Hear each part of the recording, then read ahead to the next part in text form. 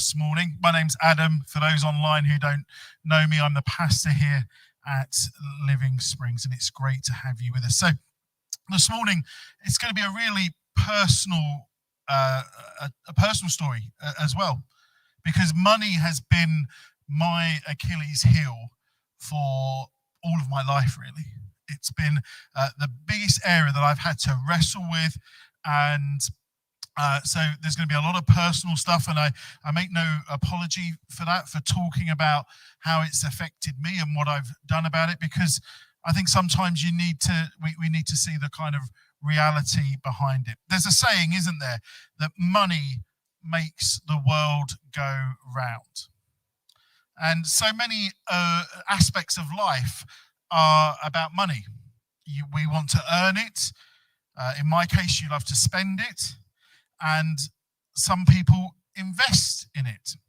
And actually, we just an aside, we saw what can happen on Friday when there was this mini budget and the effects that has had, and people are quite nervous about that at the moment. Money can make people do all sorts of things. It can make people desire it so much that they make bad decisions. People, I believe, don't do the lottery to support charities. They do it to win the money. We just were talking before the service, and somebody has come forward this morning having won £171 million on the Euro Millions. They weren't in church, so I can only... I don't believe, honestly, and maybe I'm being a little cynical here, but I don't believe people play the lottery, and they may justify by saying, yeah, we're giving the money to charity. Well, my answer to that is, if that's why you play the lottery, don't buy a lottery ticket, just give the pound to the charity. They'll get more. But most people, if they're honest, do it because there is that chance that they could win big. Money can be used for good. We can help people in need if we have money. The Bible speaks about money a lot, over 2,000 verses. And before anyone says it's all about the church getting your money, it isn't. Jesus spoke about it a lot because it affects daily life. And today I'm going to talk about, my title is Money, Materialism, and Me. I'm going to be brutally honest. None of this will be a surprise to any in my family. They've lived through it with me. I'm going to be honest about my past failings with handling money and about the journey that I'm on. So what is the truth about money? Money gets the blame for a lot of things. But the truth is, money is amoral. It doesn't have, it's not good, it's not bad. People rail against money because of some of the way it manifests itself in greed and money grabbing people and companies. But the truth is, money isn't bad. The Bible says the following about money, and this is probably one of the most misquoted Bible verses of all time. For the love of money is a root of all kinds of evils. It is through this craving that some have wandered away from the faith and pierced themselves with many pangs. Now, when it's quoted by people sometimes outside of the church, they say, for money is a root of all kinds of evil. That's not what the Bible says. It says the love of money is a root of all kinds of evils. It's the love of money that is the biggest issue in our lives. And that's what I struggled with, especially when I was growing up. I loved having money to spend. I loved being able to buy things. And with credit cards and all that kind of thing, as we'll hear later, it can lead to all kinds of problems. But I loved having money. Money reveals where your heart is at. I truly believe that. I know it to be true for me. Matthew 6, verse 21 says, for where your treasure is, there your heart will also be. And when these are Jesus' words, when he's talking about that, he's saying, what you treasure, what you desire the most is where your heart is going to be taken. That's a powerful statement. A little bit later in Matthew 6, 3 verses later in verse 24, Jesus says, no one can serve two masters, for either he will hate the one and love the other, or he will be devoted to one and despise the other. You cannot serve God and money. And it's true. And I'm not railing against, honestly, I'm not saying against earning money or anything like that, but it's about a heart thing. It's about where do you put your priorities? Is God first or is money first? Has money become a God in your life? Look at where you spend your money. Does buying coffees, buying clothes, spending money on computer games, going to the football take precedent over some of the biblical principles that we're going to look at today? It used to, if you in the good old days, you used to get your bank statements in the post, didn't you? Some of you may still do. We still do. And if you had a look down all those entries of where there's always more entries of money going out than coming in. It's just life, isn't it? But that happens. But if you were to go down there and take out all the things that we all have to pay, council tax, rent, mortgage, whatever it is, gas and electric, all of those things. If you were to just take those out and then look at some of those other payments. I'm not looking at anybody in this room when I say that, but you're spending too much time in coffee shops. Are you spending too much on online games? Where does your bank statement say your heart is? What is your bank statement saying that you are prioritizing in your life? Money can make you a slave. Proverbs 22 verse 7 says, the rich rules over the poor, and the borrower is a slave of the lender. When you borrow money, you are entering into an agreement. I used to be a debt collector. Many of you will know that. That's how I ended up moving to the Midlands as a regional manager for a debt collection company. And sometimes it would amaze me when I would knock on somebody's door. I started off like literally at the entry level to debt collecting, which was going around knocking on people's doors, trying to get them to pay back their debts. And it would amaze me at the amount of people that agreed to borrow some money, but then said they couldn't pay it back. They'd entered into this agreement. Now, a lot of times, sometimes circumstances change. But a lot of times people just weren't thinking about could they make the repayments. Sometimes it was the lender's fault. But it was amazing how many people didn't accept that they'd entered into this agreement. And then actually they wouldn't pay one person back, but they'd borrow some money elsewhere and not pay that person back as well. It was really strange. And you enter into this agreement to pay back the money, probably with interest as well. You become indebted to them. Many of you will have mortgages where you are indebted to the mortgage company until you have paid it off. I went down this path of becoming a slave to lenders. I loved money. I loved spending it. I loved having credit cards. It meant that I could spend more money, and it became almost a perpetual cycle.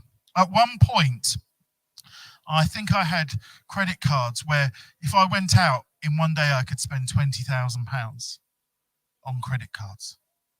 Now, I'm not saying I went out in one day and spent £20,000 in credit cards. I did run up a lot of credit card debt, but I had that in my pocket. It was something, and this was mainly before I was a Christian, but it was something about being able to walk down the street knowing you had that power in your wallet. It was quite alluring to me. It got even better when they started to send me coloured credit cards, platinum. You just walk into the shop and I'll pay with my platinum credit card, thank you very much. What I kind of almost had it as a badge of honor. I loved money. Credit cards gave me access to it. I love money because it meant I could buy lots of things. Do you know what though? If I think back, I don't think I own anything now that I bought on a credit card. And that's embarrassing to say. Because at its height, I owed nearly £20,000 on credit cards. Because I couldn't handle money. I became indebted to credit cards. I'd like to say I only did it once, but I did it twice. The first time my parents helped me out. The second time, thankfully, I took responsibility for it myself. I became indebted to credit card companies. I became a slave to them. I became stressed. I had one sleepless night. That was when things changed for me. Anybody that knows me well will know that I like my sleep. I'm not one of these people that has to sleep 12 or 15 hours a day or whatever. That's like teenagers, isn't it?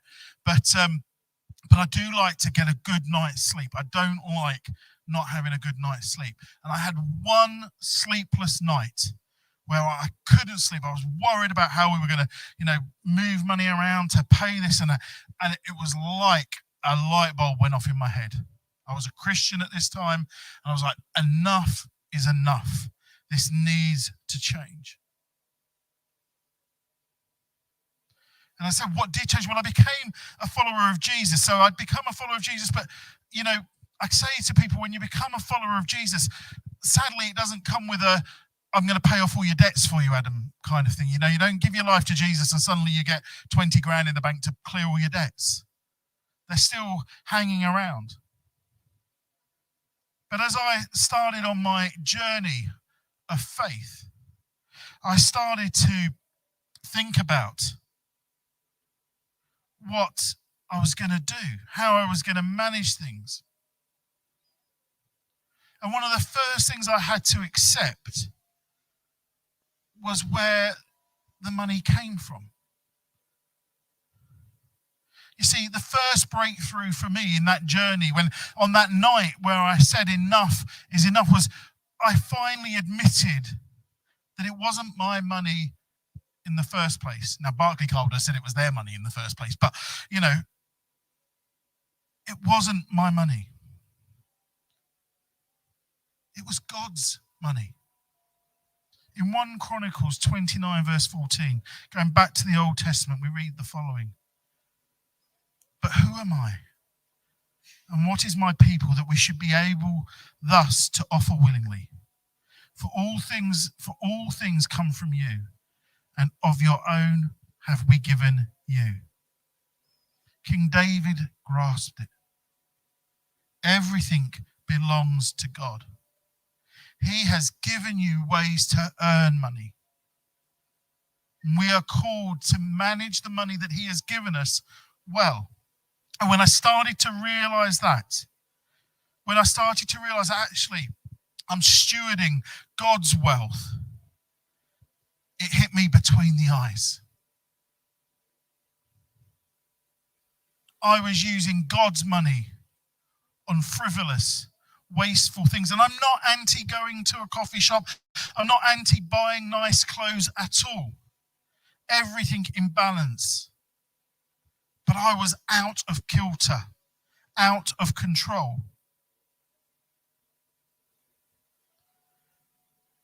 Think back to what you have spent money on in the last few weeks. Would God be okay with everything you have spent money on? Have your priorities been right? This set me off. That day changed my life. It set me off on a journey. Now, whether it was deliberate, I'm not sure. Whether it was partly subconscious to start with. But God had me looking at what the Bible said about money. And I want to pick on two practical areas for the remainder of our time this morning. Planning, and yes, I am going to talk about giving, and we'll cover that in a moment. And then I'm going to finish after these two practical areas with perhaps one of the next biggest thing that made a change in my life. So let's talk about planning for a moment. We can learn a lot from Proverbs. Nigel loves the Psalms. I love Proverbs. Proverbs 21 verse 5 says the following: the plans of the diligent lead surely to abundance, but everyone who is hasty comes only to poverty. Proverbs 6 verse 6 to 8. Go to the ant, O sluggard, consider her ways and be wise. Without having any chief officer or ruler, she prepares her bread in the summer and gathers her food in harvest. It's not rocket science.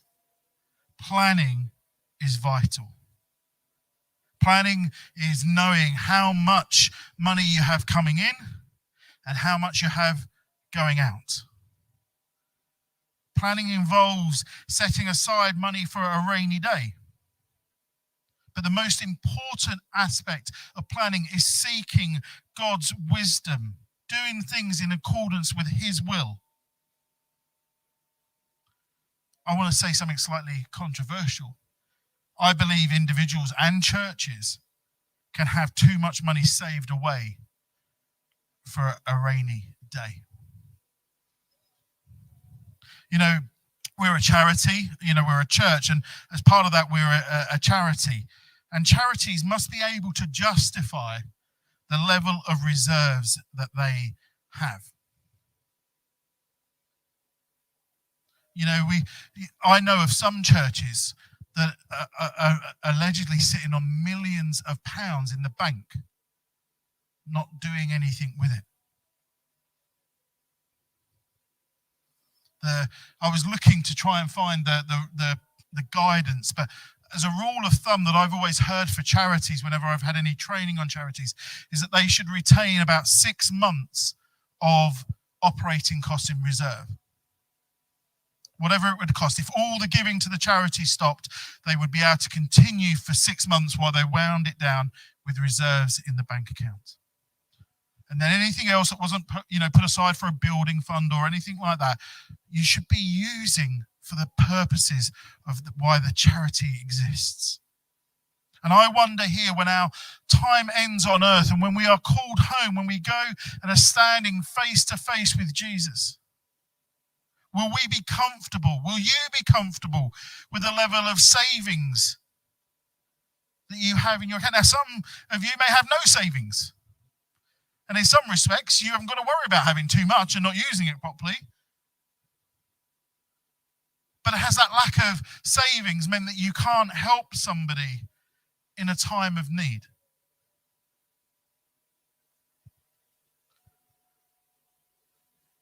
Or will you stand before God and say, look, God, I had £20,000 in the bank. And you didn't give that £5 to a brother or sister who needed gas or electric that week. When it comes to planning our finances, balance and heart are key. We shouldn't have too much in savings, I don't believe. We shouldn't have no savings. I want to make it clear, I am not a financial advisor. No financial advisor worth any sort has £20,000 worth of credit card debt at one time in their life. But practically speaking, from my own life as part of this journey, a balance and heart are key. Planning, knowing what's going on, not living in a life of chaos when it comes to finances is important. I want to touch on giving. And some churches, it's often accused about churches that all they're interested in is getting your money out of you. And I hope that's not how we come across here at Living Springs, because we try not to be that church. But giving is important in our Christian journey. Giving is part of our worship. It's an act of worship. Proverbs 3 verse 9 says, "Honor the Lord with your wealth and with the first fruits of all you produce." 2 Corinthians 9 verse 7 says, "Each one must give as he has decided in his heart, not reluctantly or under compulsion, for God loves a cheerful giver." We are giving back some of what God has given to us. We are called to be generous as followers of Jesus. One of the key things about being a follower of Jesus is that we look out for the orphans and the widows, the poor and the needy. And we try and do that here at Living Springs. We have the welfare fund. We're starting the living room in a couple of weeks' time. Generosity, especially financial, will look different for each of us because the way that the world works and has been set up, we don't all earn the same amount of money. So I don't necessarily think it's about the amount that you put in. There is some guidance on that, and we'll touch on that in a moment. But I think what is equally as important, or maybe even more important, is the heart behind why you give. For God loves a cheerful giver. I want you to hear this really clearly this morning. I do not want you to give money to the church if you would be grumpy about doing it. Paul was probably banging his head on the table at the back. I'm just looking, no, he's all right. Don't do it. Only do it. Only give money to the church if you are a cheerful giver. But why wouldn't you be cheerful if you know Jesus?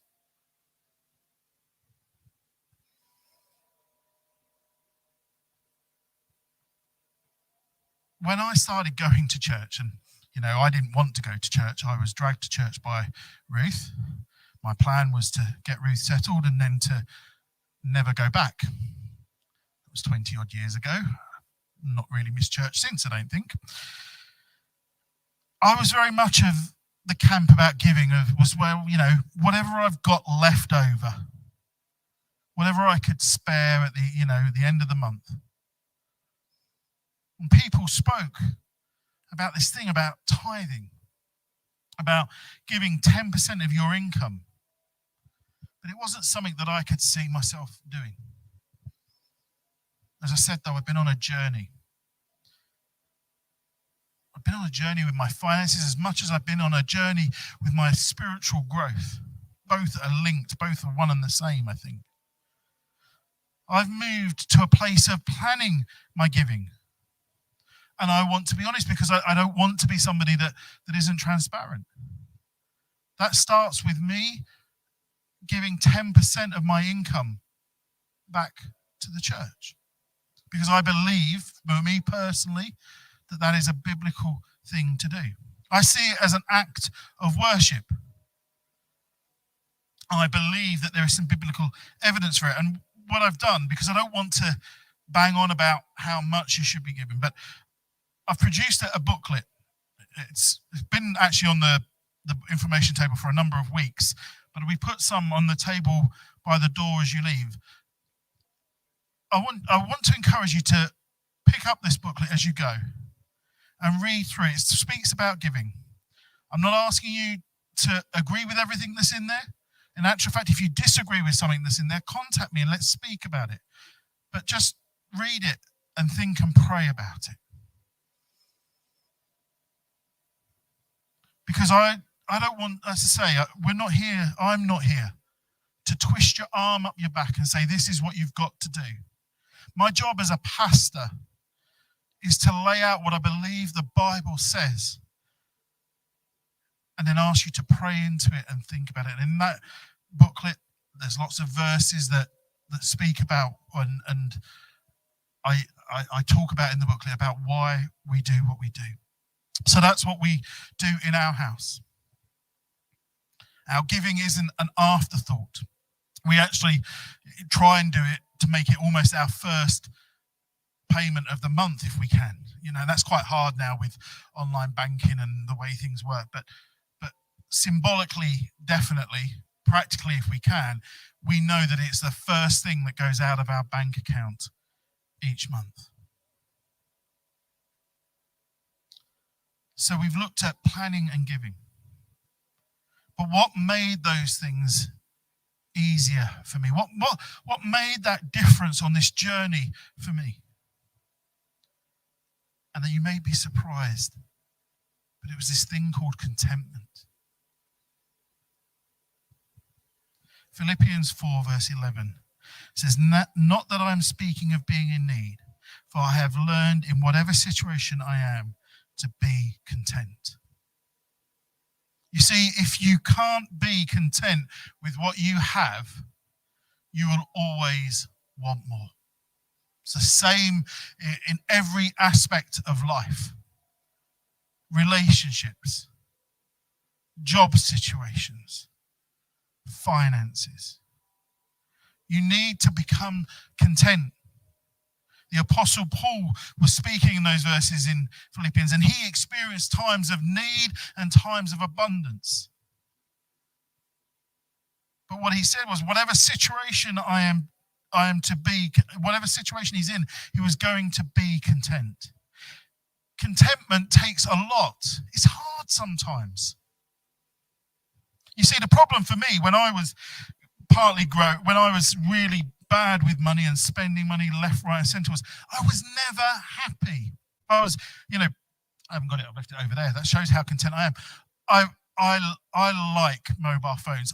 Was devastated when BlackBerry went out of business because I was a BlackBerry mobile phone person. Loved my BlackBerry.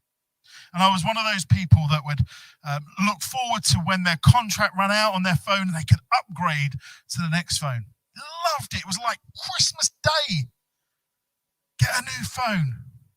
Because I always wanted, do you know what happens? You sign the contract, you get your new phone, and that's normally a queue for Apple or BlackBerry to launch the next model because you've just bought it, you've got this phone for 2 years, and they've got this all singing, all dancing, newer, better model. And I was never content with the phone that I had. If only I could have the next phone. If only I could have the next phone.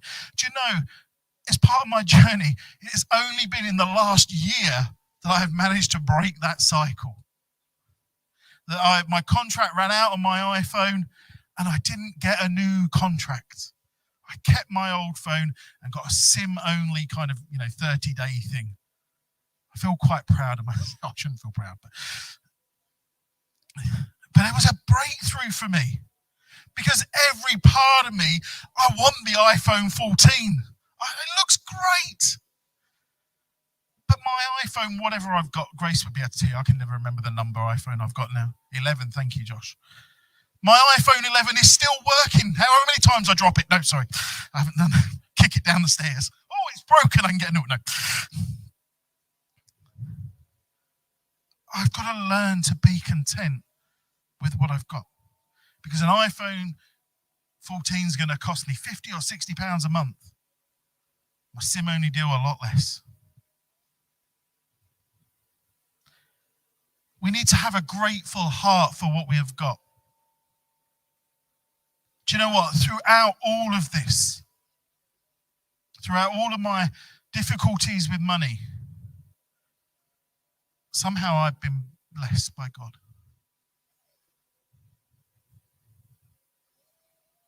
It's, I don't say this for sympathy.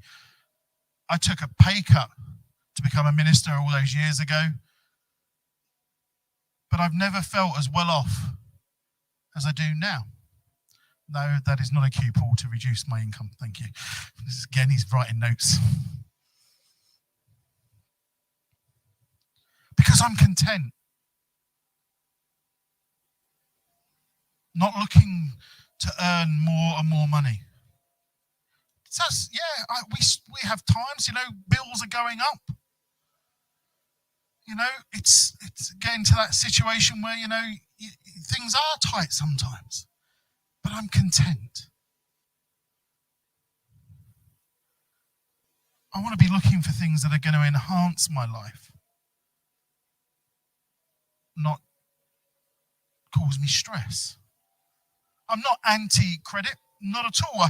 I think the less credit you can have, the far better things would be. But there are some things that sometimes we can't buy without credit. Houses, for one thing. Most people will have a mortgage or rent. Cars are quite expensive to buy depending on what you're looking at getting. But I'm more and more like, I don't want credit for things. I don't want to be a slave, because those guys, those people that you borrow it from, they have a way of getting it back. Trust me, I know. I was a debt collector. One thing you did not want seeing on Christmas Eve was me knocking on your door. I'm quite a softie. I'm no hard man by any stretch of the imagination. But my size worked wonders when I was debt collecting. Very few people would disagree with me. That's why I've kept this physique. Just in case this doesn't work out and I need to go back. No. For me, contentment is the key to handling your money well.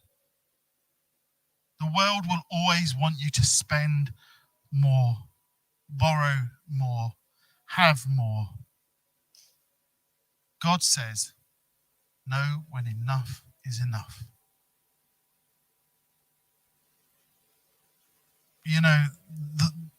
In some respects, that phrase I said at the start, money makes the world go round, well, yeah, it does. In some respects. Because we live in this perpetual cycle of new phones, new cars, better washing machines, all of those things. Gone are the days when things are built to last, because that doesn't do the economy any good. If we all bought a washing machine that lasted 30 years, Indesit, Zanussi would soon go out of business, wouldn't they?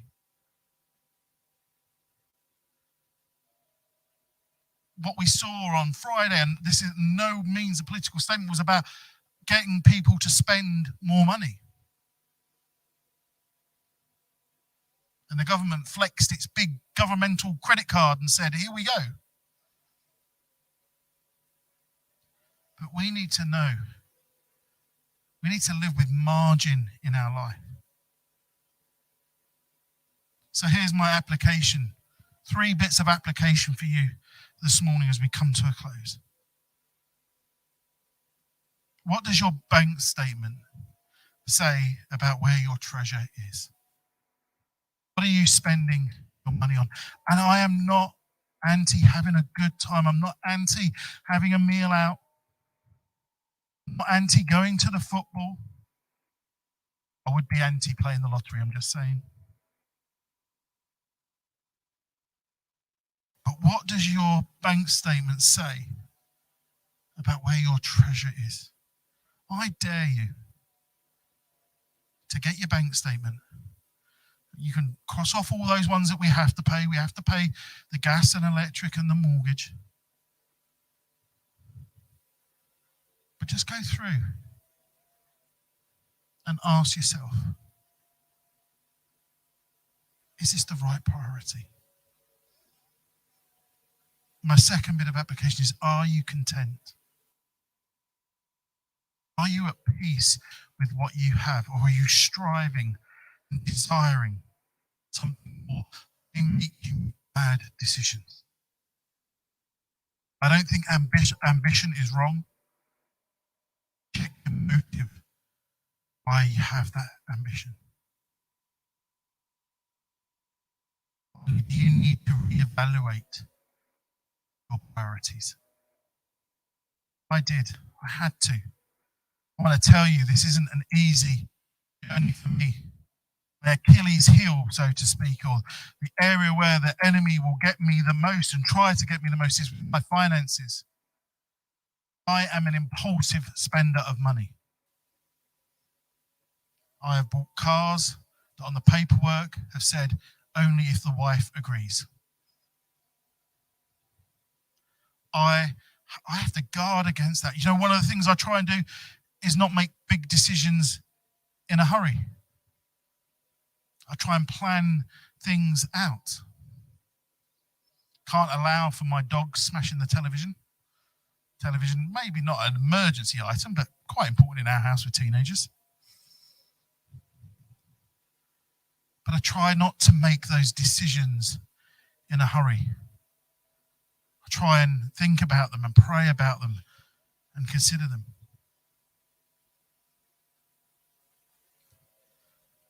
God worked through me. Do you know the ironic thing was? I was a debt collector.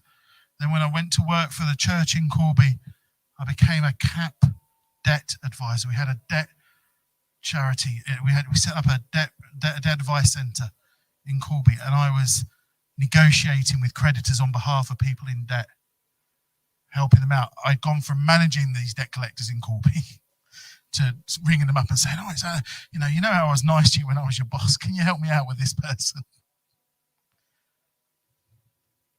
Full circle. I believe it's one of the areas that I'm most passionate about, because I do think finances can put people into bondage, as I've said. And if that's you, come and talk to me. I can't give financial advice. I'm not allowed to do that. But I can point you in the right direction of tools, of agencies that can help you to get through any difficulties you have. But then think about your giving, where your priorities are. A little booklet looks like that. It's just over on the table. I want to challenge you, pick it up. Maybe you already tithe. Maybe you're sitting there seething, going, why is he talking about money? Pick it up. Have a read of it. If you want to send me an email shouting about it, please do. Pick it up and look what it says. There's one other thing just over on that.